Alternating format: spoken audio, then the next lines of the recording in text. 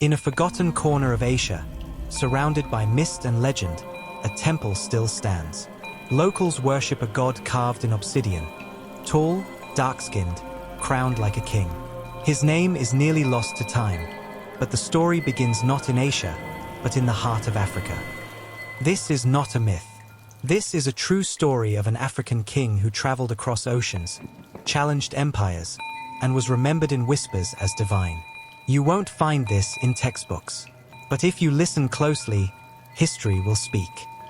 The 14th century, Africa is not sleeping. Kingdoms thrive. In the lands near the Great Lakes of Central Africa, a king named Kalemba Ndongo rises. He is not just a warrior, he is a strategist, a mystic, a man who believed he was born with the sun in his blood. Legends say that he could command storms with his voice. Kalemba ruled over a confederation of smaller kingdoms, uniting them under a single banner, the House of the Black Lion. But he had a dream that went far beyond African soil. He wanted to reach the lands where the sky touches the water. In 1346, Kalemba launched what historians now call the Eastward Passage.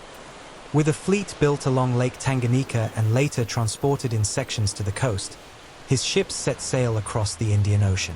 With him were High Priestess Mandaki, General Mbaku, warriors, and scholars. They followed ancient Swahili trade routes through Oman, India, and finally, to a distant kingdom in what is now southern Japan. There, he wasn't met with war, he was met with awe. The people of that distant land had legends of a sky walker who would come from the west, black as night, with golden eyes and lightning in his hands. When Kalemba stepped ashore in full armor, obsidian and bronze, they believed prophecy had come true. He was treated not as a visitor, but as a kami, a divine spirit. They called him Kurokami no, the black-haired king of the gods. For 3 years, Kalemba lived among them, exchanging philosophies, martial training, and medicine. He even sired Prince Luwala and other children, some of whom carried on a noble lineage in the region for generations. Centuries passed. Japan became modern. The empire changed. But tucked away in an isolated village near modern-day Kagoshima, there still exists a temple known locally as Yamiro. Inside is a black stone statue, a man with African features, wearing a lion-headed crown. The priests no longer remember his name, but they offer rice and flowers to him every year during the summer solstice. They say he came from across the water, and he left behind light. Is this story real?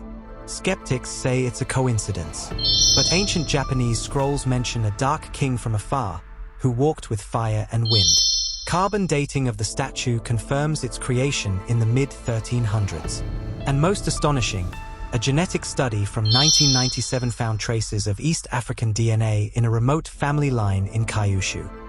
Whether Kalemba was truly a god, or just a man far ahead of his time, depends on who tells the story. But the earth remembers, and so do the stars. If a man can travel thousands of miles, change the destiny of a people, and be remembered as divine, what else have we forgotten?